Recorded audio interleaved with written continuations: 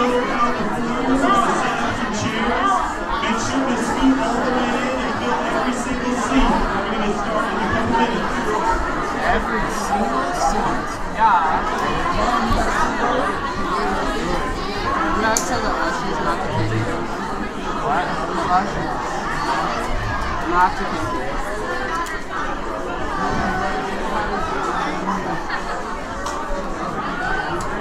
Yeah.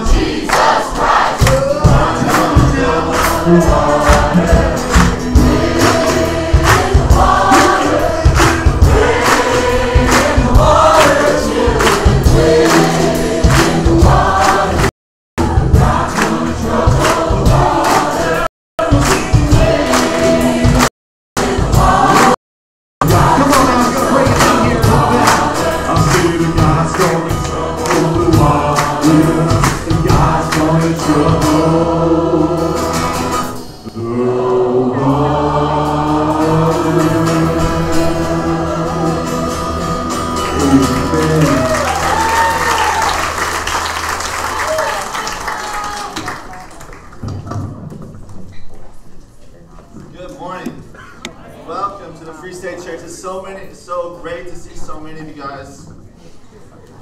Thank you. It's so great to see so many new faces. Great to start school tomorrow. I teach over at the high school, at Lawrence High School, and we started on Thursday, and I'm already ready for summer again. So we're going to keep singing here. We're going to sing a couple songs. The first one we're going to sing is called Humble Yourself in the Sight of the Lord.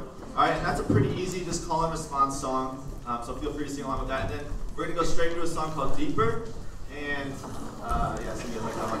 So that song is a little bit more difficult, okay? It has 4 different parts. It's got a bass part, tenor part, alto part, soprano part, all that stuff. And so if you know it, please feel free to sing along. If you don't know it, maybe this is your first time, totally fine for you just to listen and worship God that way, right? We're not here to sing, we're here to worship God, right? So let's continue to sing.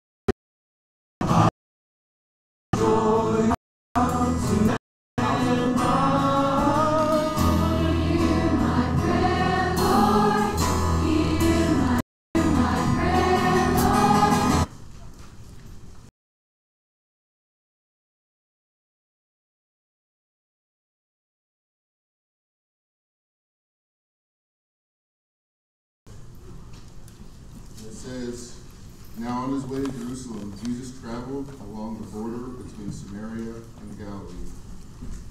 He called out, and he said, cleansed. Jesus' feet. No one found. For me personally, gratitude is something that I've been recently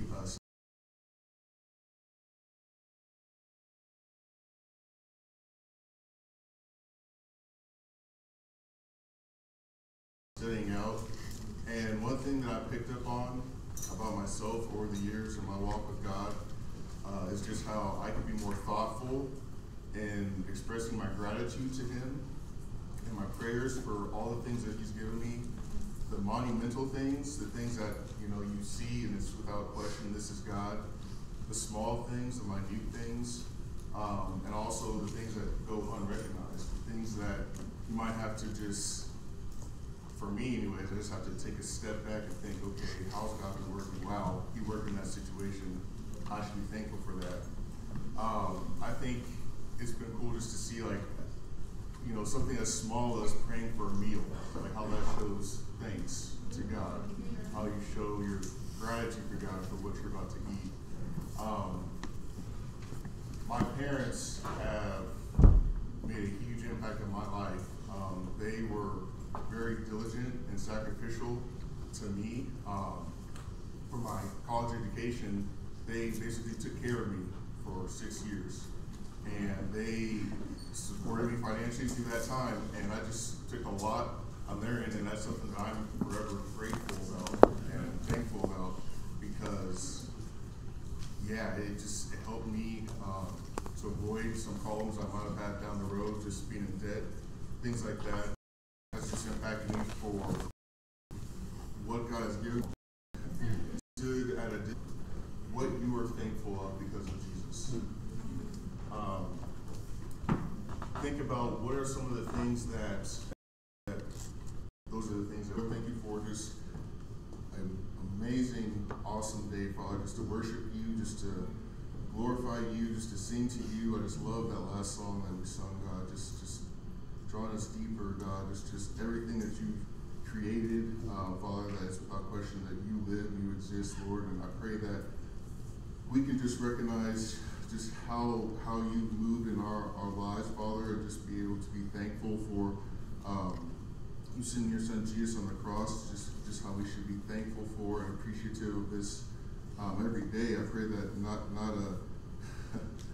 a day, not an hour, just not a long amount of time goes by without us just really recognizing just the power of the cross and just the power of what you did, and just how amazing that is, and how we should be just really thankful and grateful for that, Lord. If we really took the time just to reflect on it, Father, we would just spend an eternity just with you, just thinking about that with you, and just praying and meditating, just being in awe about it, Lord. We love you so much. It's your son's prayer.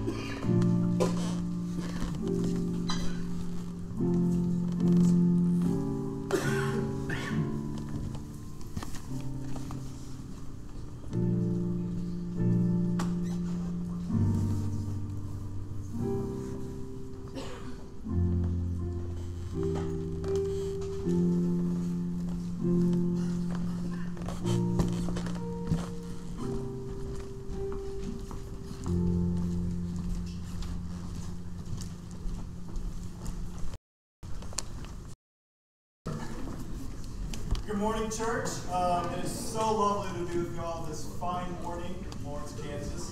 For those of you who do not know me, my name is Connor O'Quinn. I'm going to my third year studying architecture with a minor in men's sleep. It is an honor to be up here to lead the contribution. If you can turn over with me to 1 John chapter 4. Okay, Connor.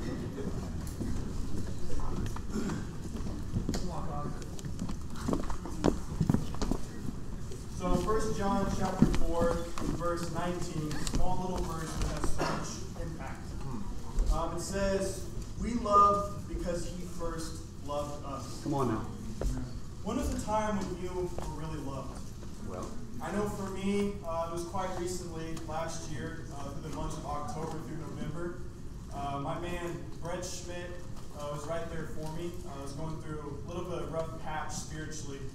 But he was always right there next to me, there for me to be open with, to be vulnerable. He was always there to just inspire me to be the best disciple I could be. That's something I will never forget. And when you're true love, what response did you have? I know for me, the response I had towards Brett's love was just this kind of eternal gratefulness. And also to in turn show that love towards others. So taking this back to contribution, God loves us so much that it should drive a response in us. And that's simply to give back. He sent his one and only Son to die on the cross, and that should be enough for us to drive to give back to the church, to give back to others.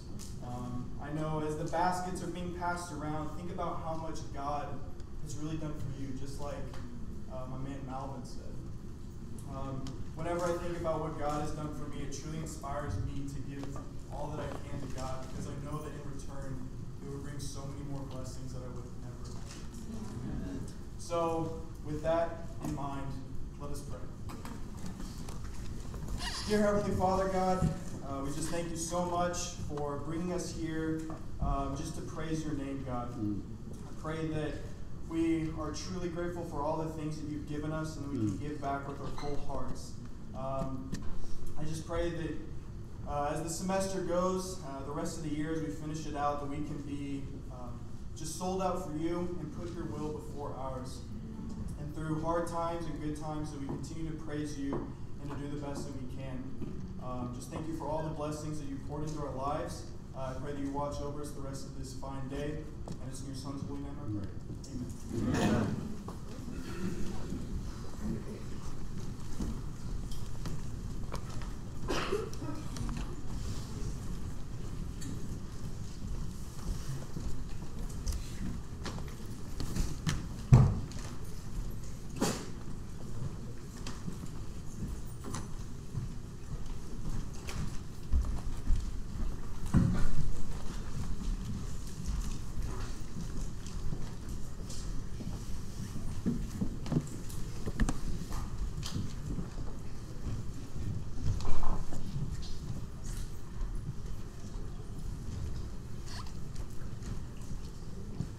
Go ahead and stand with me as we continue singing.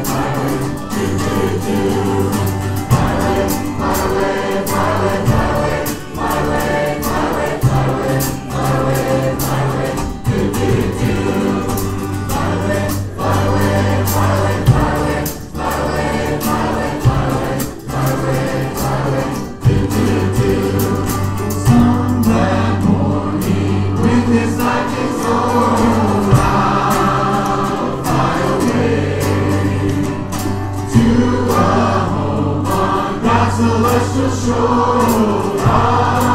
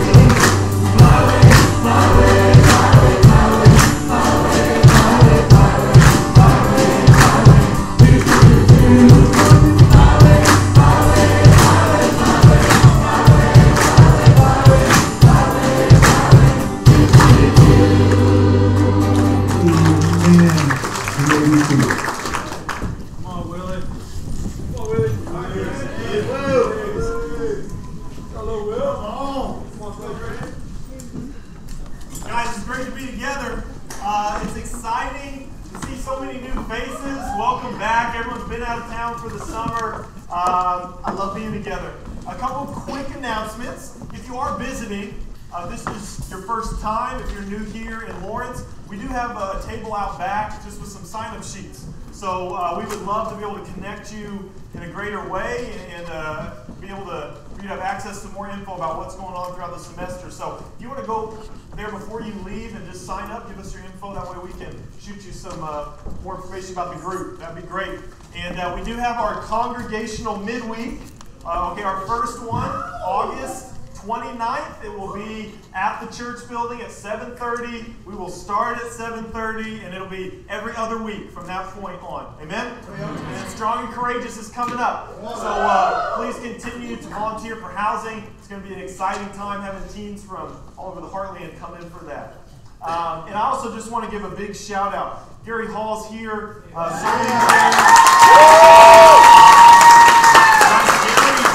had a stroke this past Tuesday.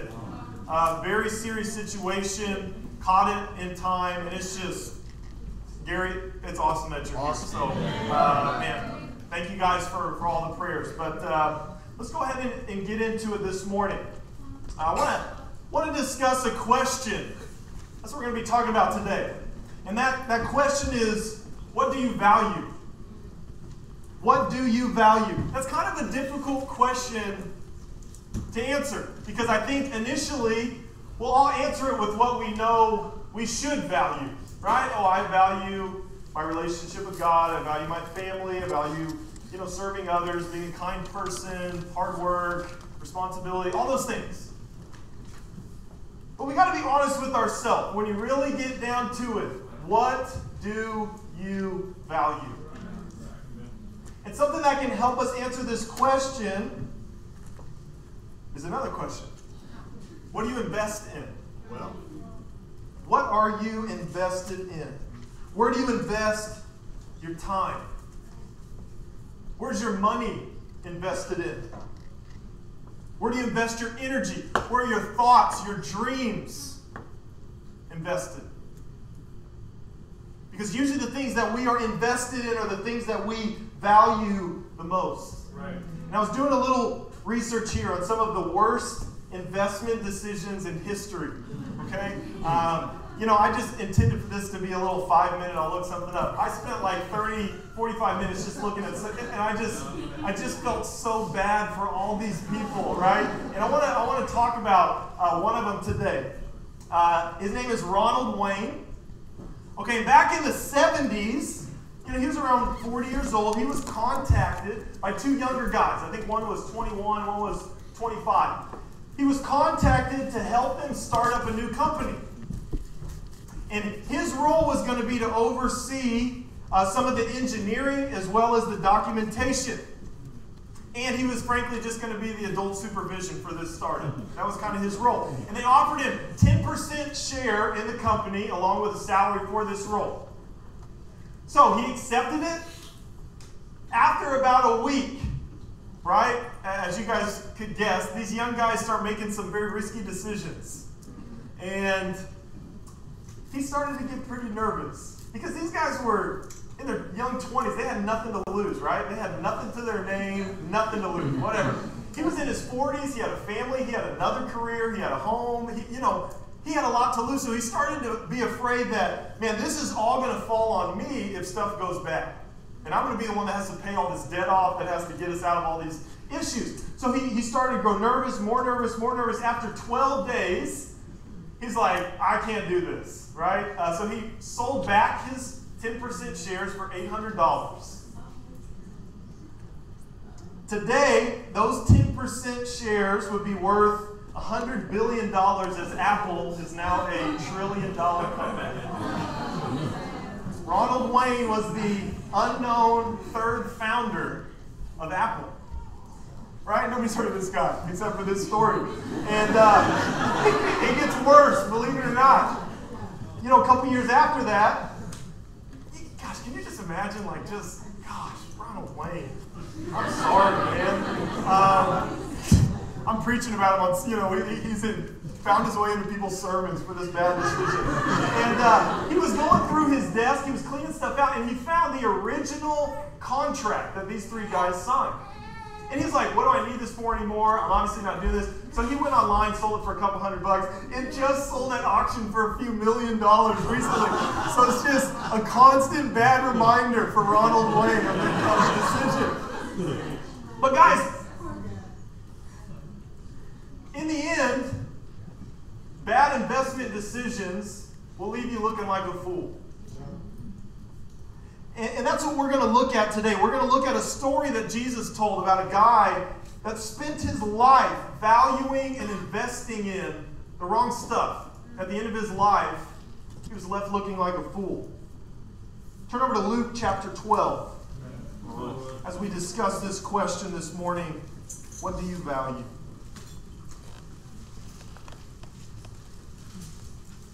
Luke chapter 12. Starting verse 13. Jesus is teaching to these large crowds. While he's talking, a guy comes up to him. In verse 13 of Luke 12, he says, some of the crowd came to him, "Teacher, tell my brother to divide the inheritance with me." Jesus replied, "Man, who appointed me a judge or an arbiter between you?" And he said to them, "Watch out. Be on your guard against all kinds of greed. Life does not consist in an abundance of possessions." And he told them this parable. The ground of a certain rich man yielded an abundant harvest. He thought to himself, "What shall I do? I have no place to store my crops." Then he said, "This is what I'll do. I'll tear down my barns and I'll build bigger ones. And there I will store my surplus grain, and I'll say to myself, you have plenty of grain laid up for many years. Take life easy, eat, drink, and be merry." But God said to him, "You fool, this very night your life will be demanded from you. Then who will get what you prepared for yourself? This is how it will be with whoever stores up things for themselves, but is not rich toward God." It's a pretty powerful story. And you got to picture the scene. Jesus is teaching to these crowds, and this guy runs up to him, right? Jesus, he wants him to settle a dispute. "Tell my brother to divide up our inheritance and give me some." And Jesus, as he usually does, takes this opportunity to teach, right? Teach this man, teach the crowds, teach his disciples. And he tells them this story about a guy that spends his life investing, valuing wealth, comfort. Spends his entire life building these great barns, storing up all this grain so that he can take life easy, eat, drink, be merry. And then one night is all taken away. And God comes to him, confronts him. He says, "You're a fool. You spent your entire life chasing after this. What's it worth now?" That's really what we have to ask ourselves. How valuable is wealth in hell? How valuable is success in hell? How valuable is approval? Is your GPA? Is your car? Is your house? Is your popularity? Is your image? How valuable are those things in hell? Yep. Right? Not very. Life does not consist in an abundance of possessions. Guys, what do you value? What are you invested in? Maybe it's relationships, right? Maybe it's a relationship with a significant other. Maybe it is wealth or success. Maybe it is approval. Maybe it's that recognition or respect or your image.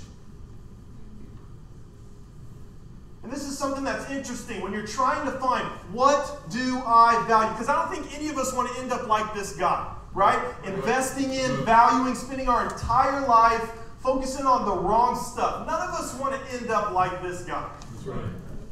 So we've got to figure out, what do I value? when I'm really being honest with myself, at the deepest core, what am I actually invested in? What do you value? And here's an interesting take on all this. It's a different question to ask. And that's, where do you find your value? Where do you find your value? Because oftentimes, guys, the things that we value, the things that we are chasing after, are the things that we are trying to find our self-worth in. Maybe you value a relationship with a guy or a girl more than anything else. Maybe that's one of your greatest investments right now. That could be because you are searching to find your self-worth, your self-value in that relationship. Wealth, success, whatever it is that we value, most of the time, we're invested in those things because we are trying to figure out, what is my value? And in order to bring security, we go looking for our self-value and all these other things. I don't know how valuable I am, so let me feel valuable from this relationship. I don't know how valuable I am, so let me search so I can feel valuable from being successful, so that everyone around me will see how valuable I really am. Most of the time, the things we value most are the things we are trying to find our self-value in. But guys, the problem with that is, what happens when suddenly that's gone? What happens when you've spent your life trying to find self-value in a career and it's suddenly taken away? What happens when you're trying to find your self-value in a relationship with a guy or a girl and then that relationship ends? What happens when you're trying to find value in your image and then one day you wake up and your image is a little less than, great? Right? If you spend your life finding value in these things that can be taken away in an instant, what's that going to leave you with? And that was me. I came up to college 10 years ago. I came to KU to play football, and that's what I valued. That's what I invested in. I invested everything in my image and in sports. Everything. I spent my entire life working for this. And you know what? I got here my freshman year. Everything was going great. I was the youngest guy on the team to get playing time. The coach mentioned me in a press conference, so I got in the school newspaper. I got on the blogs, and I was feeling it. And then in one afternoon, gone. And I didn't know where to turn. I didn't have it, so I started searching for my self-value and all these other things, because for 18 years up to that point, my value came from performing well on a field and people coming up to me afterwards and, man, that was awesome. Bro, I saw you on there. Oh, and I loved going home over the breaks. Bro, I saw you. How's it going? And that's what my value came from. And literally in an instant, with one injury, gone. Everything I had invested in for my entire life, gone. And so, what did I do? I started trying to find my value in a relationship. And I obsessed myself with a relationship with a girl. And that became what I found my value in, so much so that I was willing to do anything to not lose that. Even if that meant getting involved in sin, even if that meant impurity, even if that meant being deceitful and lying to my family and my friends, I had to find my value from somewhere. I didn't have this anymore, but I had this relationship. And then I lost that. And I just remember being so empty, so lonely, so confused, so lost, I didn't know where to turn. And it reminds me of this video. I want to show a video here. Because, guys, this is what we've got to start understanding, is that our true value is not found in any of these things. So I want to take time, show this video, and I'll come back up.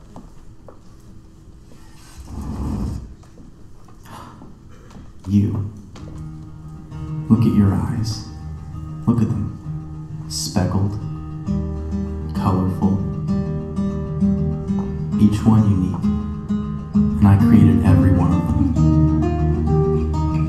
I created everything, the universe, and you. I gave you your personality. I made you pure, complex, and every day I give you life.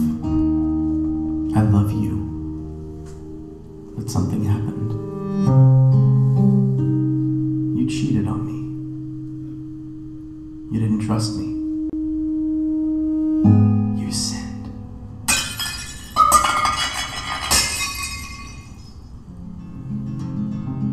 You cut yourself off from me.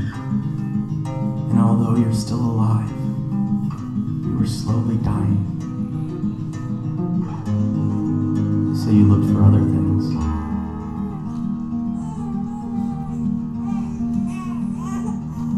To fill the void.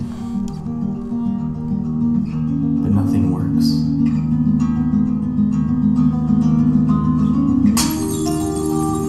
It just kills you faster.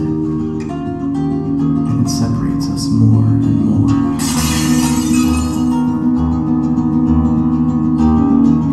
What are you searching for?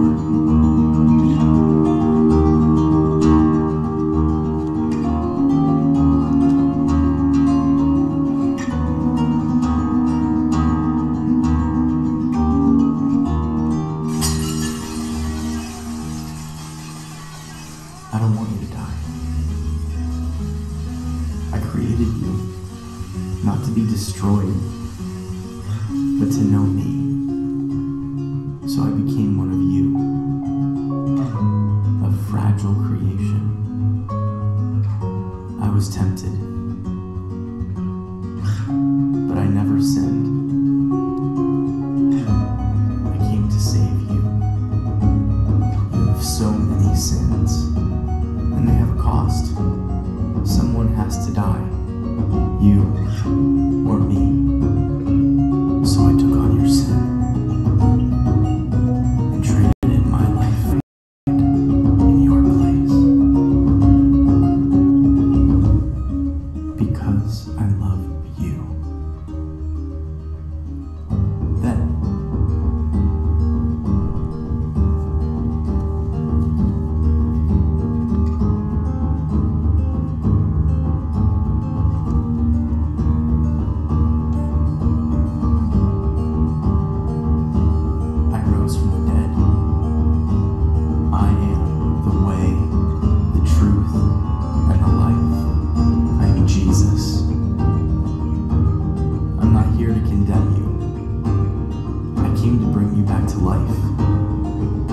rely on me. I will forgive you and give you eternal life. I love you. And I did all of this to have a relationship with you.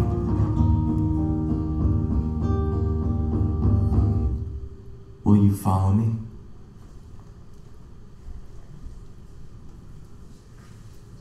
It's a powerful video. And that's exactly what it portrays. It portrays this desperate clawing to find our fulfillment, to find our value. And that was me. And I'm so grateful that I had guys in my life to bring me back to the scriptures, to bring me back to God, to smack me in the face a little bit, wake me up, and show me where my true value was. And it wasn't in my talents, it wasn't in my abilities, it wasn't in a girl, it wasn't in success, it wasn't in popularity or in an image. So basically,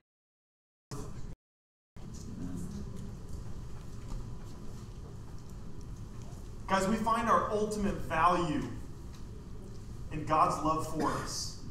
We find our ultimate value in the fact that God is never going to forget us. And the fact that God cares about all the pointless details of your life. Like the number of hairs on your head, right? Think about that. The average head has about 100,000 hairs, okay? Blondes apparently have more like around 150,000 hairs. I don't know what that means, okay? Could mean several things. In order to not offend anyone, I won't give any of my theories. No, I'm just joking. But to count to 100,000, just straight counting, no interrupting, takes a little over 70 hours. Think about that. 70 hours just to count to 100,000. And that's not even including having to actually keep track and count all the actual hairs and not get lost. And if you get lost, start over. But it's kind of like, who cares? Right? If someone's like, hey, prove to me how much you love your wife. Well, I know the exact amount of hairs that are on her head. Just like, that's what you got?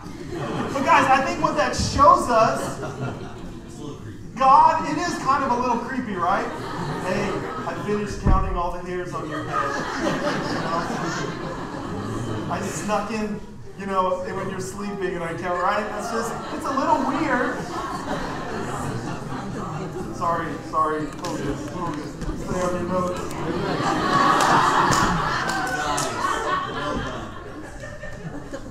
But what does that say about God? That even the most pointless, kind of creepy, useless information about you, he knows the exact info. So if he knows that detail, if he cares about, I wish he would care a little bit more, right? Some of us here wish he cared a little bit more about the numbers of hair on our head. But if he cares that much about the number of hair on your head, how much does he care about you feeling lonely? Yeah. How much does he care about you feeling hurt and broken and sad? How much does he care about you being taken care of? If he cares about useless info like the number of hairs on your head, how much more does he care about the important stuff? Right. And that's what Jesus is saying here. Do not be afraid. Sparrows are worth nothing, but God hasn't even forgotten one of them. So how much more does he care about you? That's right. Guys, our value, our worth is not found in all that other stuff. Don't spend your life searching for value by investing in all these things that can be taken away in an instant. Our value is found in God. Can I get an amen? Amen. Turn over to stay in Luke 12, chapter 29. As we close here. Verse 29, Luke 12, verse 29.